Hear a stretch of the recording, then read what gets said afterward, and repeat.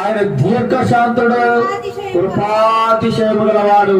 యెహోవా దయాదాక్షిణ్యాలు గలవాడట.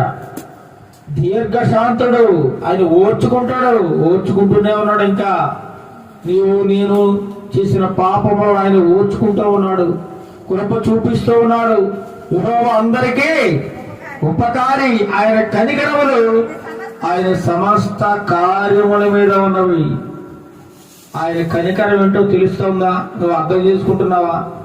నువ్వు ఇంకా ఎంత దుర్మార్గుడో బ్రతుకుతున్నా ఇంకా నిన్ను ఆయన ఇంకా కనికరించి రేపు మారుతాడో, ఎల్లుండి మారుతాడో, లేదా ఈ సంవత్సరంలో మారుతాడు, ఈ నెలలో మారుతాడు అని ఇంకా ఇంకా నీకు ఆయుష్కాలం ఇచ్చాడే, అది దేవుని యొక్క కనికరం. అది నువ్వు అర్థం చేసుకోలేకపోతున్నావు. ఇంకా ఆయన యొక్క కనికరాన్ని నువ్వు గుర్తించలేకపోతున్నావు.